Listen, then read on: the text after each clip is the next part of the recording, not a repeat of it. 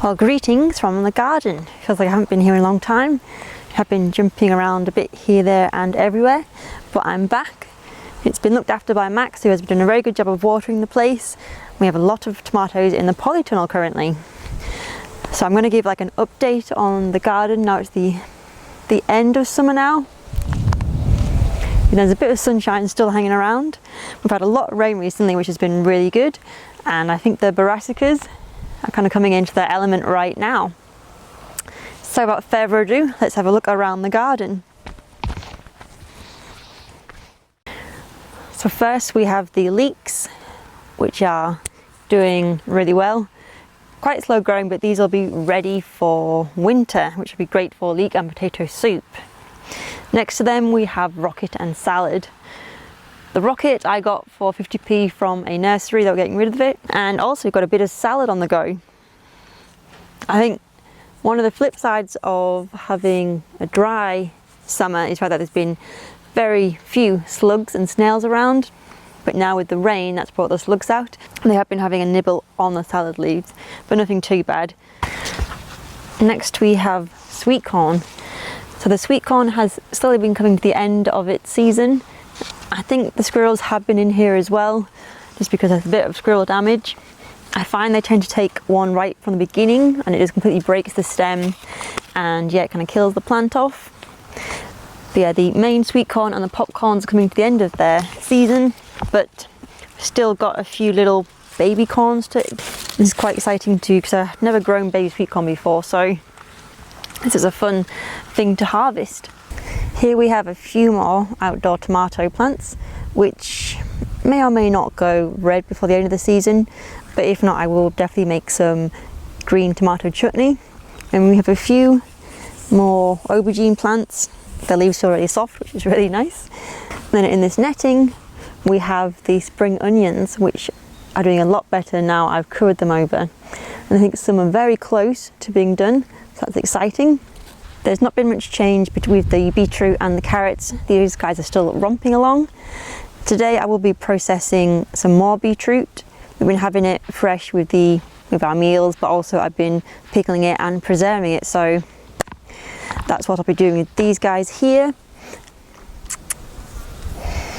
With the carrots, we've just been having these as and when with our evening meals, but I think I will do some carrot soup.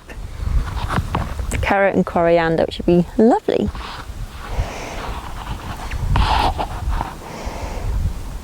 The onions, as you can see, have come to the end of their season. I'm planning to pickle some, the smaller ones, and then yeah, the rest will just go either in the drawer, or I might dice them and make some kind of onion puree. Haven't really looked into it yet, but yeah, feel free to comment below what you do with your onions.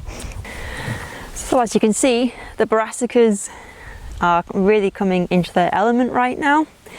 With the calabrese at the end, we've pretty much eaten most of that. I'm looking forward to pickling and putting some of the purple cabbage into coleslaw. Here we have some sprouts, which are just starting to appear. In the middle, we've been eating this kale, even though there's still a lot of it. Fresh kale tastes amazing. And on the end, I think that's cauliflower. But yeah, these guys have just broken free from their netting. There are still a few cabbage whites about, and have been checking these for any eggs, but these are that big now that even if there was a big outbreak of caterpillars, hopefully they won't do too much damage. But I'm really pleased with how the Brassicas have done this season.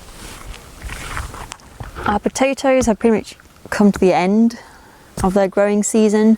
Their plants have pretty much died off now, so it's just the potatoes in the ground. Max is currently working on Kermit at the moment for a future adventure that's going to be happening in a few weeks' time.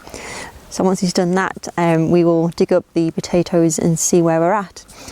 The squash plants, there is no major change. We will be harvesting the butternut squash, the pumpkins, and the long pie squash. They're very vibrant anyway.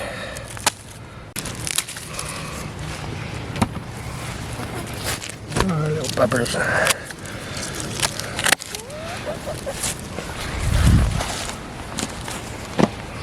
It's quite soft, this one. Are you pleased with your squash harvest? It's alright. Be interesting to try the little ones. Mhm. But yeah, I've had a more mighty harvest before. Yeah. And on the end, there's 2 winter squash. So we'll be having those this winter. Because I think due to having a very dry summer, that affected the squash and the courgettes and the potatoes the most. In this cage here, I planted some swede. I'm a big fan of swede, so I'm hoping this does really well. This cage was put around it just to prevent the chickens from coming here and accidentally digging the swede up. They don't mean to, but they can get a bit enthusiastic with their rummaging for worms. The beans are definitely coming to the end of their season. I think we will freeze some.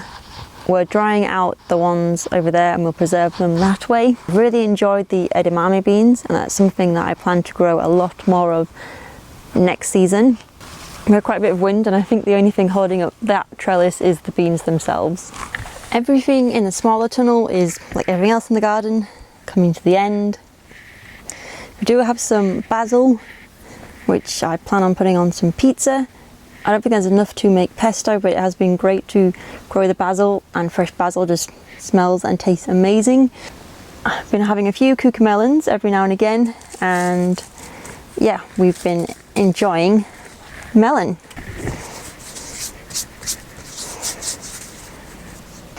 Melons are not something I regularly buy and eat, so forgive me if I chop this wrong.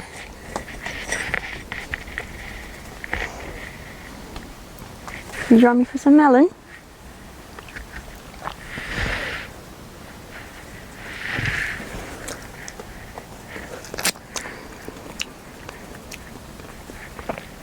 That does taste really sweet, as you'd expect. That just tastes great. I think I will definitely grow some melons next season. And I think with the same with the cucamelons, I will build some kind of frame for them to climb up.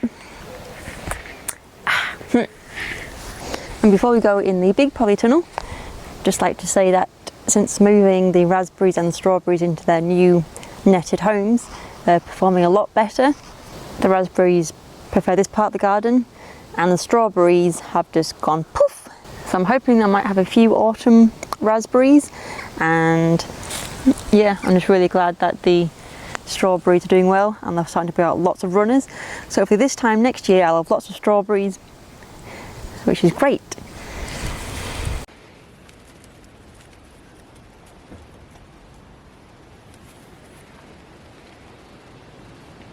And now into the big polytunnel. All the peaches from the peach tree have been eaten, and I can confirm they were all super delicious compared to store-bought fruit and veg. Being able to have my own peach from the peach tree, that's probably the best peach I've ever eaten. We have a few cucumbers still on the go, but these guys are, yeah, they've done their time. But I will enjoy eating the final cucumbers. The watermelon is still going strong. I will probably eat this one soon as well. The chilies are still doing really well. They have definitely slowed down now it's not as hot. I have slowly been preserving some, and that's my plan for this afternoon, is to preserve a lot more. I'm really pleased with how the chilies have done. I've never grown chilies before, and I think this has been very successful. All of them fruited, and we've had regular cayenne peppers and also the Thai peppers in the corner. And next to that we have another aubergine, and this one has produced some fruit, so it's super exciting to be having our own aubergine slash eggplant. We've had a lot of peppers, but yeah, I've been really pleased with how the peppers have done. Something I do next year is probably not grow as many chilies, but I definitely grow a lot more peppers. And buried in this tomato jungle there are indeed tomatoes. I think we've done well with the tomatoes, but I think next year we could definitely do better. I think one of the things we're going to change is actually building a raised bed in here and probably plant, so there will be fewer tomatoes, but one of my plans this winter is to learn the correct way to handle the tomatoes, because I know I'm aware about pinching out the side shoots, but just making sure I get rid of the lower foliage and make sure there's one lead runner. So there's still a lot to learn in regards to tomatoes. But saying that, they have been successful, but I know next year I could probably do better. I have made 1 jar of passata and we've been eating tomatoes with every meal. But yeah, I'm really pleased with how the tomatoes have been turning out. And every time I come in here to pick some, I ended up eating a lot of them. But yeah, fresh tomatoes taste amazing. And I think that's the garden in a nutshell. I definitely learned a lot this year and I'm looking forward to growing that knowledge. There's still a lot to learn in terms of the garden. But yeah, watch this space and I look forward to what we do over winter as well as all the other future veg and salad we grow. If you have any tips for me, feel free to write them down below, and if there's anything you think I should be growing here, let me know and I'll definitely look into it. So I'll end the garden tour here, and when Max is ready we'll head out into the garden, we'll dig up some potatoes and we'll see how they're doing.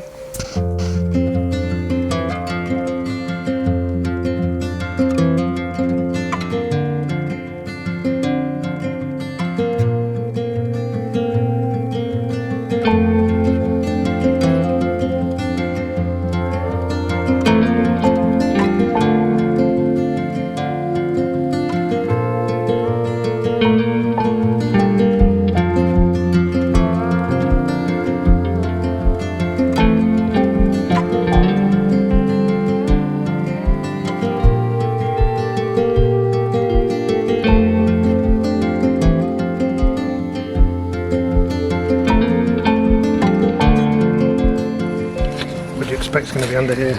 Tiny sweet potatoes. Oh, not under there.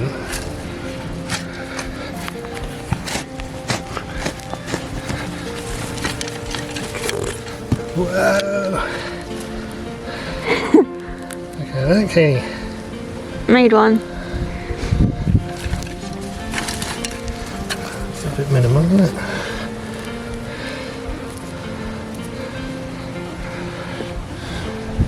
First ever homegrown sweet potatoes. I'll put them back, I don't think it's quite ready yet. Just pop that in a pot and see if it carries on.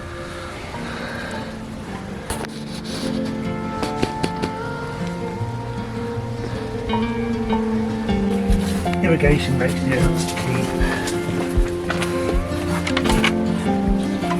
Still, not too shabby. No, it's good fun as well. Yeah.